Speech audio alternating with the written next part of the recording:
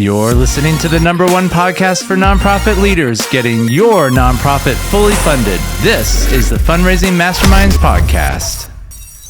Little events don't work. When they could have done one event correctly instead of 10 events incorrectly throughout the year, and would have raised so much more money. And how many people do we know that spend their entire ministry just doing event, doing car washes, selling candy bars, and they wear themselves out because they are doing something they don't really want to do. Right. They get the massive amount of $5 for ticket sales per person, right? $5, Yeah. It might be 10. I don't remember. Okay. I think we got a family discount because we had 10 kids. Okay, I got it. So got it. Yeah. Maybe we paid $5. Everyone else had to pay 10. In fact, they paid you not to come. Welcome back to another episode of the Fundraising Masterminds Podcast. I'm your host, Jason Galasinski, and with me, Jim Dempsey. Hey, Jason. Together, we have over 60 years of development background, working with thousands of nonprofits all over the country. Oh, yes. This episode is going to be focused on don't be vague at a fundraiser event. Exactly. How many times have we been to a fundraiser event where you are wondering if we're even at a fundraiser event? So often. We're at a circus or something. You're right. And I hope that you'll stay with us because we're going to talk about just some of these common mistakes that nonprofits tend to make. Yes. Because, you know, the idea is that they don't want to muddy the water or they feel awkward. We're going to get into it, but stick with us to the very end because we're going to talk about what you should be doing towards the end of the episode. And I don't want you to miss that. Before we get into it, though, if you wouldn't mind hitting that subscribe button on YouTube and click the little bell notification because we release new weekly episodes for nonprofit leaders, and we would love for you to join us every week. Right. Let's get into this week's topic, Jim. All right, let's do it. Well, we're talking about vagueness today. Don't be vague at your event. Too many nonprofit organizations, when we go to their events, beat around the bush.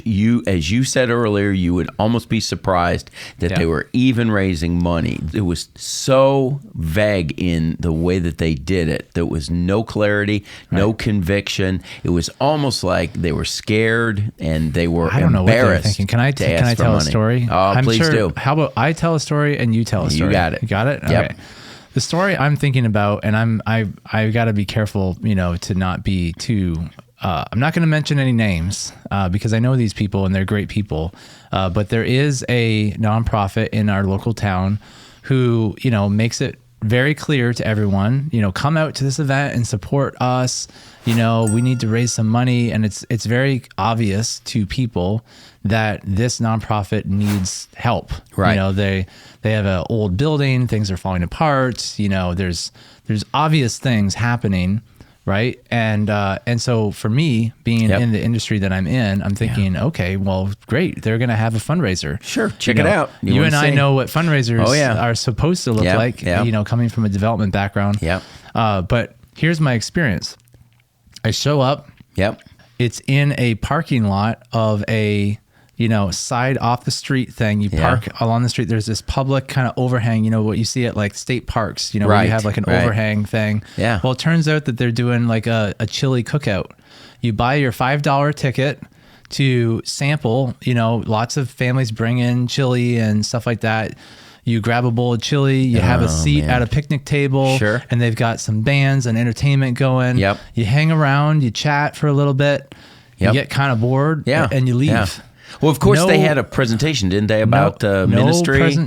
Who they were, what they did? I need to be fair. Maybe someone got up at the beginning and said, well, thank you for coming out and showing your support to XYZ, nonprofit, but we're really glad you're here. And they shared testimonies and things and videos. And the people that were on the stage were students of the organization. Okay. So, in a way, they were kind of showcasing. Very passive, though, right? No ask. Wow. No, we need X amount. We have a certain goal. Anything like that. Just kind of like, and really the environment is just people coming and going at will. But they got the massive amount of $5 for ticket sales per person, right? $5, Yeah. Boy. It might be 10. I don't remember. Okay. I think we got a family discant because we had 10 kids. Okay, got it. Got it. Yeah. Maybe we paid $5. Everyone else had to pay 10. In fact, they paid you not to come. We're afraid our chili's going to be out by the time. But I remember, I mean, now I just know what to expect, right? They do it every year, and it's just a thing. It's their tradition, right? And so I know what it is, and we just go in and, whatever. Yeah. But, from a development perspective, I'm shaking my head the whole time, just going, "This is ridiculous. This is not going to do a thing." Wow.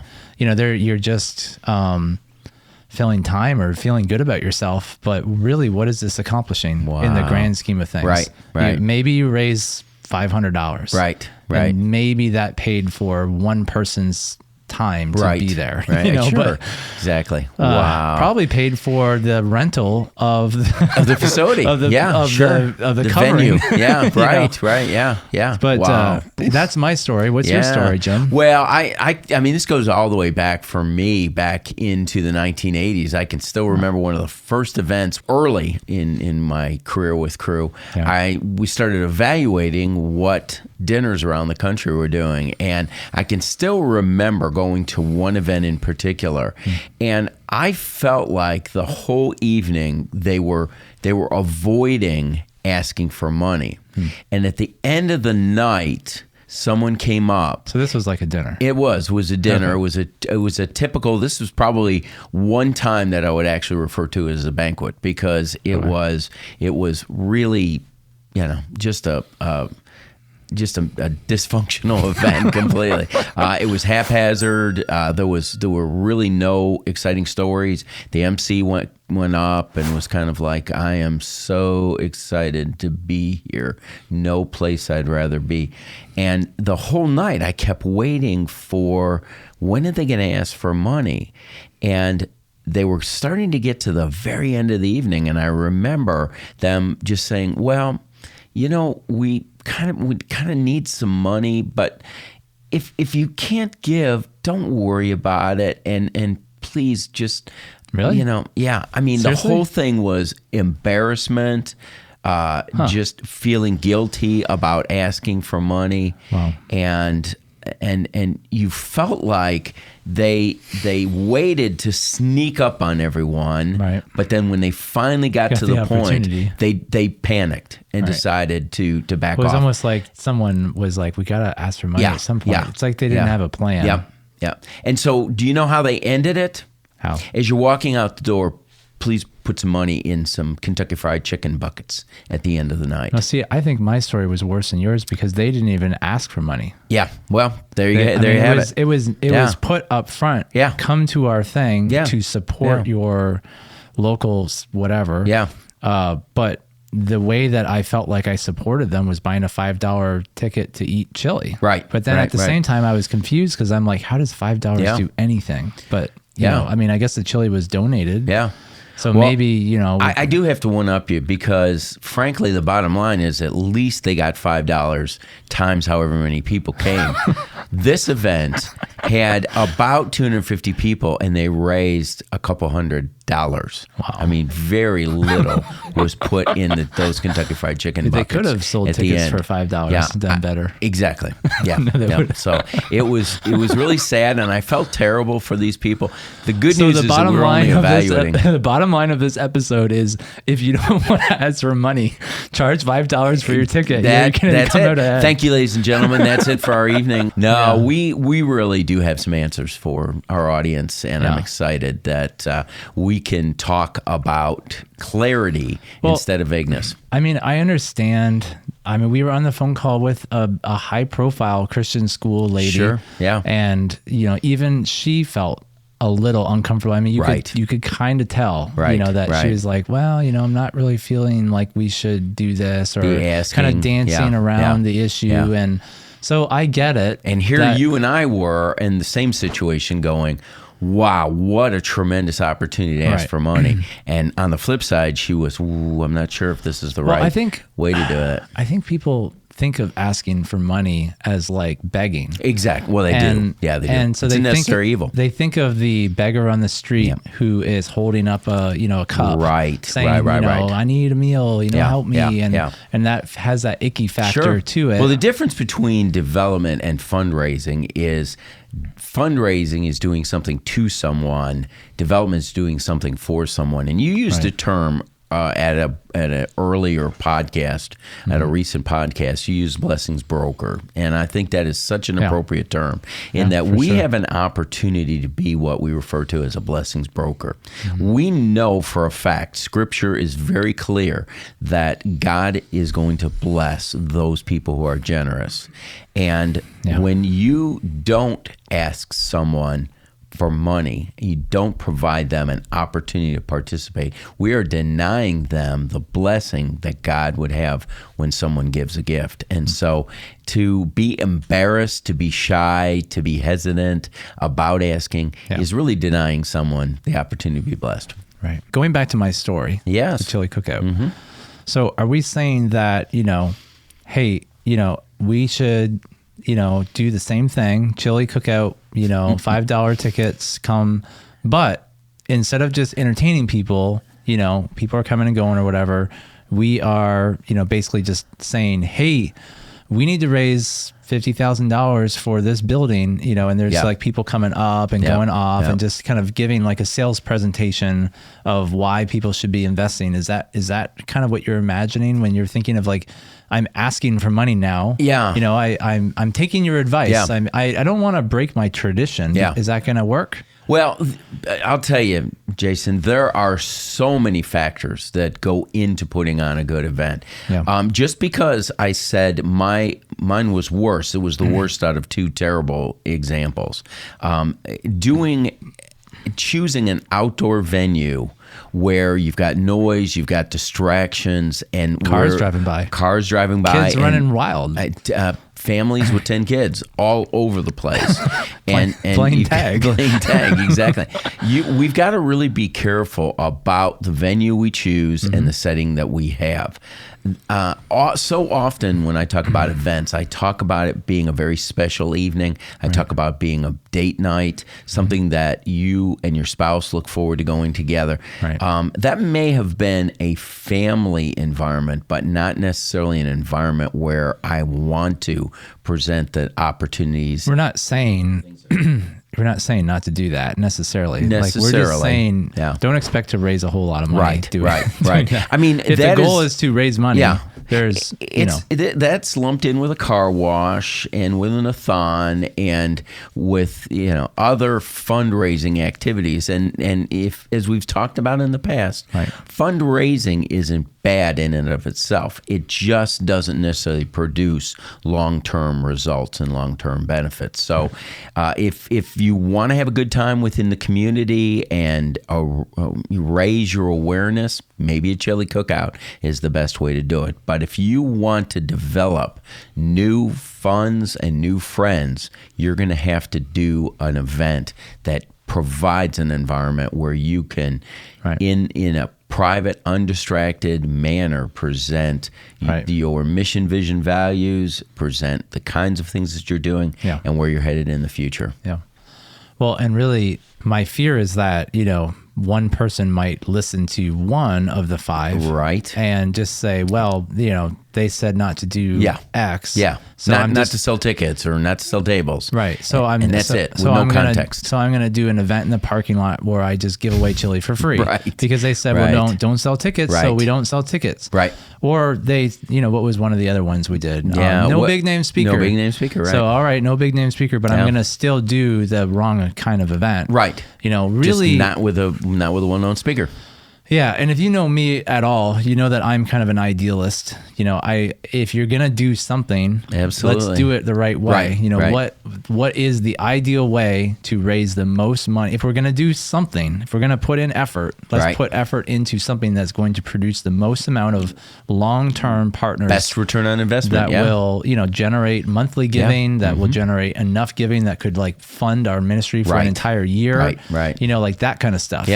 Because it's like, well, if you just do a baby event and raise $5,000, well, I mean, your monthly expenses are got to be more than $5,000. Yeah. So you got to do an event every month. Yeah. Little events don't work. I mean, they just don't. Baby events don't work. And how many people do we know that spend their entire ministry career just doing event, and then they're like doing car washes, selling candy bars. Right. Yeah, absolutely. And they wear themselves out because they are doing something they don't really want to do. Right. They feel called to do whatever, get people off the street or help. But instead, they're wearing themselves out doing fundraisers. When they could have done one event correctly instead of 10 events incorrectly throughout the year, and would have raised so much more money, would have been sleeping at night, not having the tough times financially. Yeah, I mean, really, what we're saying is you have the opportunity through Gemini to really do one event correctly. Right. Over, it takes 20 weeks to plan it. Mm-hmm. But it doesn't actually take 20 weeks of time. No, right? No. It takes an hour or two a week. We spread it out. There's 207 items. Right. And you can spread that out over 20 weeks. So and it's manageable. Imagine doing 1 or 2 hours a week for 20 weeks. Right. So it's just like a little extra work. Right. You're spreading that workload over. By the end of the 20 weeks, you put on an event that you show up to with 300 people. You're not stressed. You're not worried. You raise all the capital you need for the entire year, maybe even more than what you need for the entire year. And you're able to then focus on doing your ministry. Right. Exactly. That is the vision that we have for you for our Vision Dinner strategy. Mm-hmm. And if you head over to fundraisingmasterminds.net, you can learn about this course that we're offering. It's called The Perfect Vision Dinner. And it's exactly what I just described. We do it 2 times a year where Jim and I walk you through arm in arm. Not only do we, give you the content and the strategy and teach you how to do it, but we actually have weekly calls. It's not tons of time. It's just an hour a week that you have with Jim and I. And then the course commitment is about an hour, maybe 2 at the most. But, it's really not a lot of commitment. I've had people say, well, gee, a 20-week course, they're thinking of like a college class or something intensive. Yeah. Where you're writing papers and taking exams. It's not like that at all. It's actually designed very much like we know that you're working in ministry. We're trying to spread the load out over 20 weeks so you're not stressed. Yeah. So, I mean, we've all seen and done events that we started 4 to 6 weeks before the event, and it's all consuming. It's all you do for those 4 to 6 weeks. Right. We've actually spread it out over 20 weeks, so it's very manageable. It's designed to not be all consuming. Exactly. But you will get a perfect vision dinner at the end, and all the things that we're telling you not to do is going to be incorporated into this event, and you are going to raise exponentially more money at this kind of an event than you would a chili cook-off or anything. Right. So but the point of this episode, right, the point we're trying to make is if you do an event, any kind of event that is deemed to be a fundraiser, it is very critical that you ask specifically for money. No generalities. We're not talking about generalities here. And that's the problem that too many organizations have. I'm not saying that you need to be asking for designated money. And in fact, the thing that I love about the Perfect Vision Dinner strategy is that you can be very undesignated in your giving. You can give to one pot or one effort, the moving forward or the next generation plan, and you would give to that specific thing.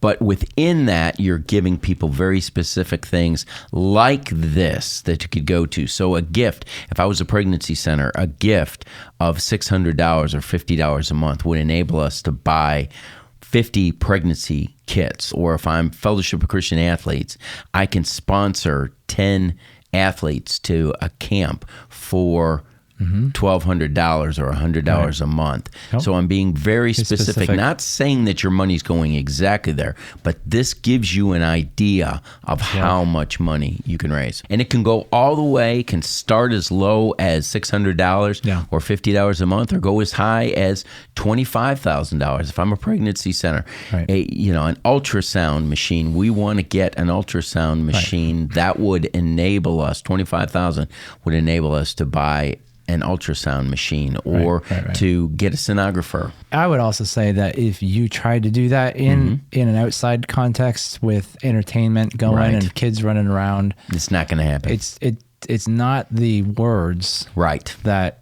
we're saying that you need to do, right? It's the atmosphere that you need to create. Yeah, the environment. The environment. And that's really what the Perfect Vision Dinner is all about. It's about how to create the right environment that will enable people to grasp the vision that when you pitch it, they pull out their wallets and invest in the kingdom. If you do your program right, it should build all the way through the evening up until the main speaker, and that's gonna be your crescendo, and people are gonna be ready at that time that you don't even. The old adage is, if fruit is ripe, you don't need to wrench it off with a crowbar, and that's when you want to do it. Now, Jim, I hear you talking a lot about vision dinners. Right. It feels like we talk about it every episode. In some ways we do. Yeah. But, I understand, the dinner was, a thing that worked for you. You've been working for Crew for 40 years. I get it. Yeah. Back in the 80s and the 90s, that seemed like a good model. Right. But, we're post-COVID.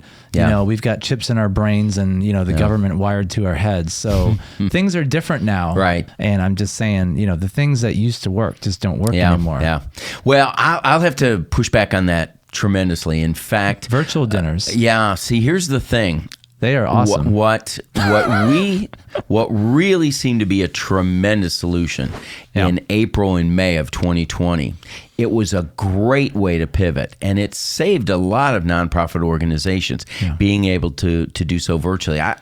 I've thought so many times of if this would have happened a decade earlier and we wouldn't have had Zoom. In fact, majority of the people, I didn't even really know what Zoom was in March of 2020. By April and May, I was using it frequently. Right. The thing is that I had a lot of people tell me, colleagues who were meeting planners, that said, this is going to be the wave of the future, virtual events. Yeah. Well, I can tell you by the fall of 2020, it had waned significantly. We were starting to see the attendance of virtual events down 35%. Initially, right? It was kind of a novelty, and everyone was like, "Oh, this is cool." You can do your event online. It was a kind of a novelty. Yeah. After like a year or so, it was almost like we all had virtual fatigue. Absolutely. The last thing we wanted to do was watch another live stream and another virtual meeting, and we were just like, "Can you please give me something real?" Yeah, absolutely. Well, what we started to see, and it really has continued.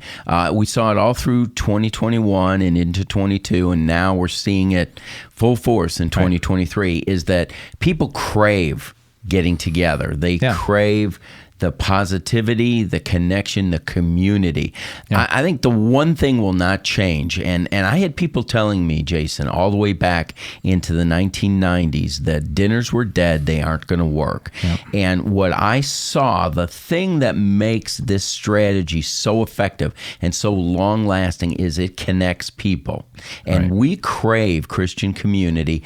Yeah. Our neighborhoods are isolated. You think of the last time you had a really good, healthy conversation with your neighbor. Yeah. We go to work, we come home, we scarf down food, we go to bed, start the process all over again, and we crave community. And this gives us a community of like-minded people. We are all focused in on either a pro-life movement or to battle human trafficking or to see coaches and athletes led to Christ or college students led to Christ. We're all unified, bonded together, and we're hearing one message together as a body of believers. And people crave that. And frankly, we don't get as many changed lives in our churches as we do from our parachurch organizations as a whole. I think about individuals that come to Crew dinners. They come and they are blown away by hearing tens and hundreds of college students coming to Christ every year.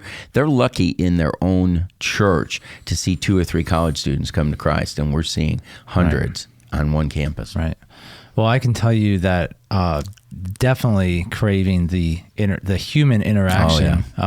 You know, Jim and I, when we were talking about starting this podcast, you know, we kind of threw out the idea of like, you know, doing it virtually because I live in Tennessee, Jim lives in Florida, but hey, I'm willing to drive 10 hours to be with Jim in person because there's nothing like doing a recording like this. There's nothing like doing a podcast like this in real time. That's right. We actually tried to do one over Zoom once. I don't know if you remember. Right, and I do. It was terrible. Yeah. It didn't have the same. We just didn't have the same connection. It didn't have the same connection. It just, even when we were trying. Energy. But there's just something about being in the same room. And when you multiply that times 300 people. And you've got the all factor. And we've talked about all these different factors in our course, right? So we're talking about being specific and not being vague. And really, ultimately, what we have seen is that there's a right atmosphere to be specific. You know, and we're not advocating that you have a car wash and get a loudspeaker and just start being specific on the street. So that's really what this podcast is about. And if you want to learn more about how to create that atmosphere, I would encourage you to go to fundraisingmasterminds.net. And I'm telling you, for a fraction of what it would cost to have an in-person consultant come in and teach you half the stuff that we even talk about. It's this course is a great deal. It's a fraction of the cost, but actually, I believe it's deeper and richer, and you learn more with this. So we do a course in May, and we also do one in October. And the course that we do is limited to 50 organizations because we personalize it. And we really want to walk with you arm in arm through that process. It is the best way to help you grow as an organization. Now, it's called the Perfect Vision Dinner Strategy. Does that mean we're perfect, that the strategy is perfect? We actually call it the Perfect Vision Dinner because we work with you personally through this course. And so we really craft the dinner around you. And so it's really perfect for you. So it's perfect for me. We really try to work with you and understand where you're at. You know, we don't just fly in and say, you're doing everything wrong. You know, sometimes you need to pivot, you know, and you need to make slow changes. And that's just really a case-by-case thing. We don't employ the same strategy for an organization that has 2 staff and a $100,000 budget as we do a Campus Crusade that has 25,000 staff and a $750 million budget. Every organization is different. But you've worked Every with both. organization is unique, And you've worked with pregnancy centers that have 2 staff. Absolutely. And you've worked with large organizations that have 2,500 staff. That's right. And it's what makes us uniquely qualified to be able to help you craft the perfect vision dinner strategy. No, it's great. We were on a phone call with a lady just the other week. And, you know, she threw out numbers in the $3-4 million range, and it didn't even blink an eye for you. And I really appreciate that about you, because it's like you can get on and talk about, you know, a $50,000 budget, or you can get on and talk about a $4 million budget, and it doesn't really matter to you.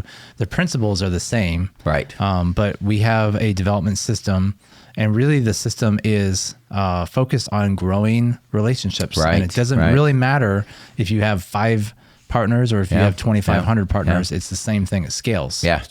So what almost blows me away, about a month and a half ago, we got a $17 million gift from an individual, and I think, wow, amazing the wealth in our world today, and that someone could write a check for $17 million.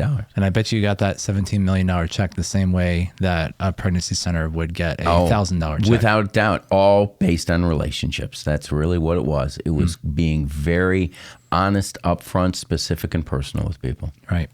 Well, I hope that you found this episode helpful. Thanks again for tuning in. And if you enjoyed this episode and you found it valuable, please let us know by writing a comment in the description and hitting that like button if you're watching us on YouTube. If you are watching us or listening to us on Spotify or Apple Podcasts, you can give us a thumbs up or write us a review, especially on Apple Podcasts. I think that helps a lot if you write us a review, whether or not we are adding value to your life. And I think it does help our podcast if you write a review on Apple Podcasts and just let people know how much you enjoy this podcast. Jim, is there any last final comments you have about being specific? Well, Jason, another exciting episode. I think it's just so important that we not be afraid and we not be vague. The individuals that come to our events are coming there for the most part knowing we're going to be asking for money. Don't be afraid. Don't think you need to sneak up on them. Right. They are prepared and ready. In fact, if you actually get too vague, they're going to not give it all. So it's important that you be as specific as you can. Well, thanks, guys, for tuning in, and we will see you next time. Take care.